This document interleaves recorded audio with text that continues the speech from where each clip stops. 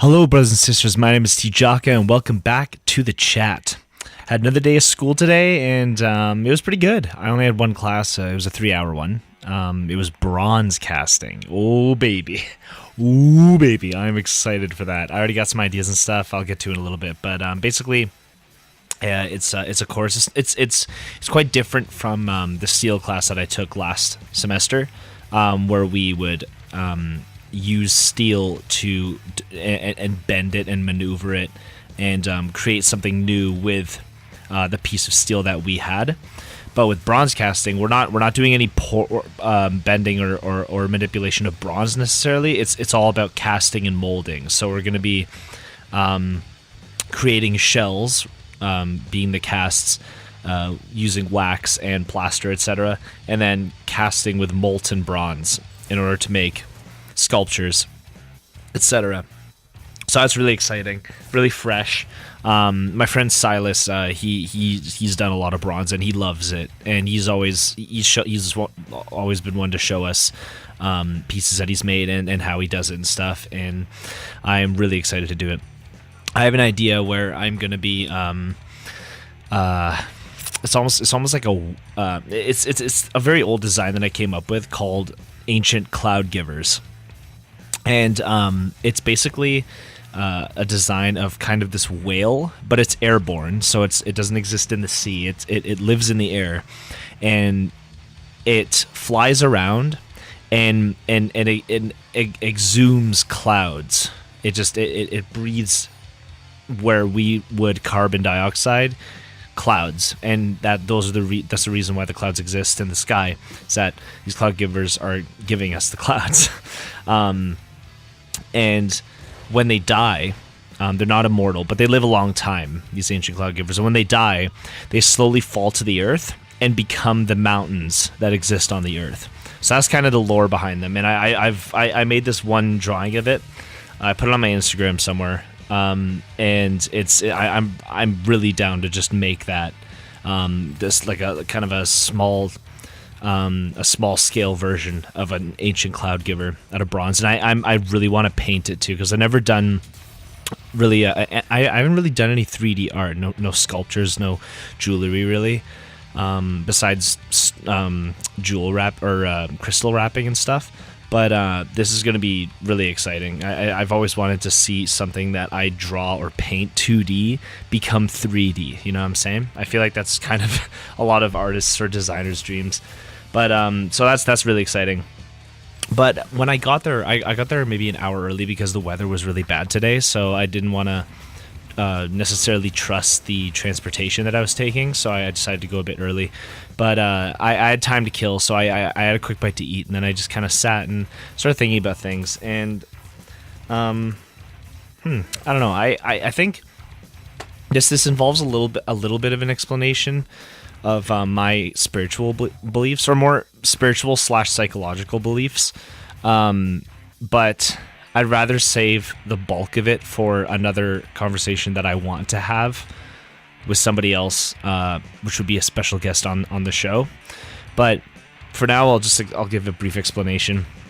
There's this, and I mean, if you guys are caught up with my stuff, my work and my music, the EP that I've released, or that I'm working on, that I've released a track of, Isosceles, the triangle in the video, the last chat, that's going to be the logo of the project. And that symbol, where it's an isosceles triangle with a line down the middle, has become a really prevalent symbol in a lot of my art and a lot of my beliefs as well.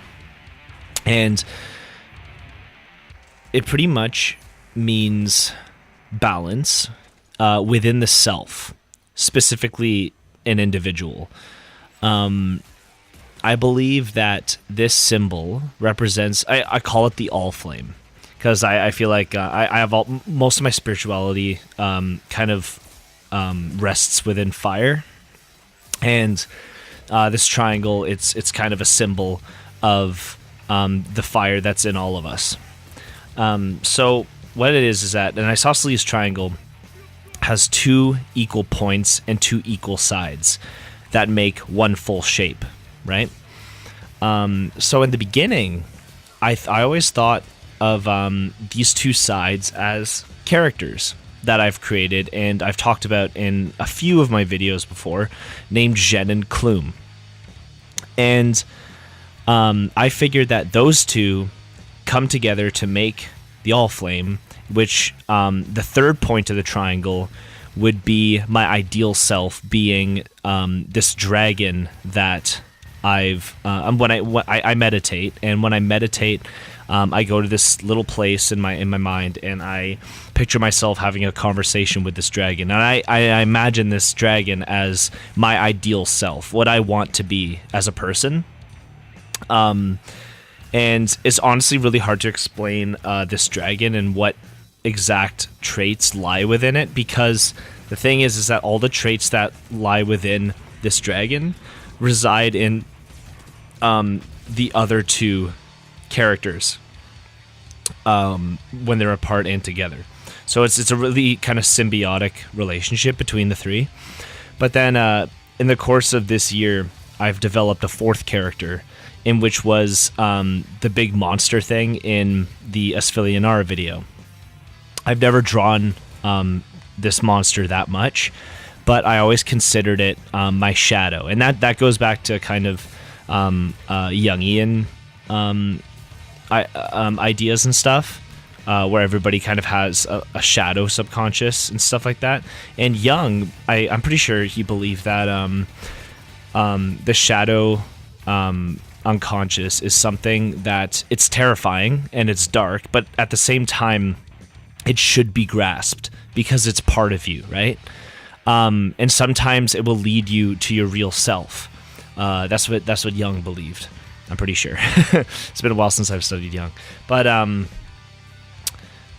thinking this now, I was thinking earlier today about this, and I was thinking, why are there four characters? I always thought there was three. Why?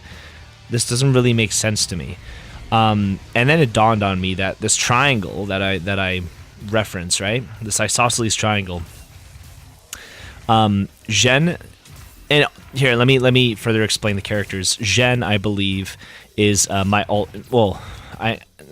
not entirely sure if altruism exists, but I guess empathy, or I just call altruism just to be more easy. But basically, I have a habit of putting other people before myself. So I put that into Zhen. Zhen is that embodiment of me. And then Clume is the freedom side of me, where I worry about my own self, and I feel like I'm a pretty free individual. I follow my own beliefs, and I'm not necessarily one to push my beliefs on other people, but I don't let them sway my beliefs so easily. Even if I agree with them, that doesn't mean, or respect their opinion, doesn't mean that I agree with them because I believe in what I believe. And then now I know that the top of that triangle is not Alderaan. The top of that triangle is Tehroon, which is the monster, the shadow. And he obviously I always associated him with the things that I don't want to be. He's the opposite. He's my antithesis. He's cruel and he's destructive, and he doesn't care about anybody else, right? But then I've always had the thought, before all of this even, that no matter how dark anything can be, there will always be a little bit of good somewhere in it. And knowing that, there's a little bit of good somewhere in Tehroon. And I'm not necessarily going to pry myself in order to find out what good is in there, but I'm more accepting that even though Tehroon is everything that I dislike about myself, he is a part of me, just like the other two. And realizing that came in Alderaan. So we have altruism, freedom, shadow, three come into one, and the one is Alderaan. Alderaan is the All Flame. Okay, so if I were to extrapolate this into somebody else thinking about this, because again, I don't like spewing on about these things or this specific thing because I it's stuff that's in my head, and I don't want to just go around and preach, right? But I felt like talking about this first of all because I figured it out today, and I'm pretty happy about it. But at the same time, some people will ask me about the characters and stuff. So knowing all this, I believe that people can be torn in half sometimes, right? And I feel like this happens in tragedies, when things are not looking good in their lives, and they look to other things that are more physical and that they don't that they think will give them happiness, but in the end won't. And then that's when they get pulled apart and they waver between these parts of themselves, right? They either care way too much about other people and then let themselves die, or they lean towards caring about themselves too much and letting the other people that they care about leave them, or them becoming so cruel and bitter about everything that has happened to you that you just disregard both of the other things. You disregard other people and you disregard yourself, and that's just that's ultimate destruction, right? And everybody has these parts of them, right? I believe. But the thing is that when people are more put together, right, they're closer to that ideal version of themselves where they can be a consistent, better version of themselves.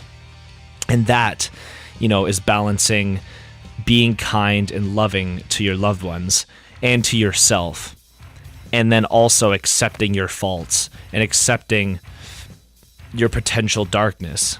Because then you can realize that once you have all of those encompassing, your light will shine brightest. Because a lot of people will ignore and try to push away their shadow. But it's funny because before I left today, I was watching a Bob Ross video. And, happy little clouds. I'm just going to paint some happy little clouds. Behind that soothing voice is some strong wisdom, let me tell you. There was one line he said, and I don't think I'll ever forget it. But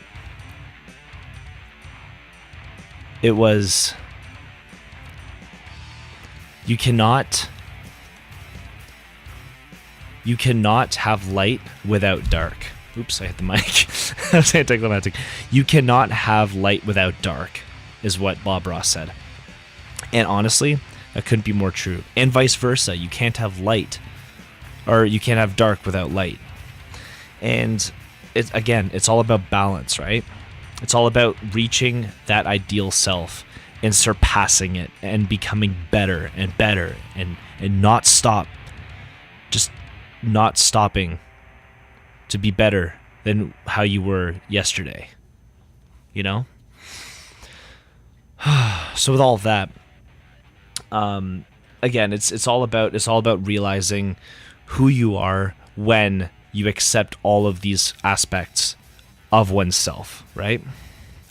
And then once it's really interesting too, because when I got home, it was a couple things happened that kind of irked me a bit. But the thing is that sometimes before, when I would experience things that upset me, I would brood a bit, even if I talked about them.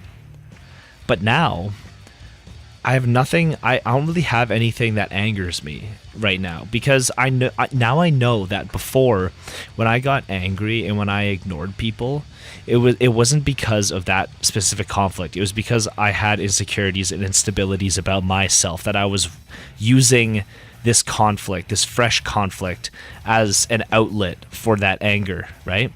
But now, shortly after the things happened, I fizzled and I realized it wasn't worth it. And that's when I realized, wow, I really don't have anything to be angry about or, be doubtful about, right? I do not doubt in myself to get the things that I want to get done. And there are other things that I believe would be more would be more worth the energy to get not upset with, but I guess focus my my lower energy into. So I feel like if one decides to just try to push themselves to accept how they are, not only their strengths but their weaknesses, but then be proud of their strengths, they will not only become a better person within, but then they'll be able to give love and kindness without being hit and then dishing out the opposite, you know? But yeah, so if any of that makes sense, I mean, like the whole all flame thing, it is very kind of personal and kind of obscure. And again, everybody has their own spiritual and mental beliefs and stuff like that. And all of them are valid if it works for you, right? So if any of it makes sense, that's great. If it doesn't, I'm sorry. But I just kind of wanted to talk about that today because it was an interesting phenomenon that happened. Another interesting thing that was kind of correlated with that was I had to call the bank today about the student line of credit, and the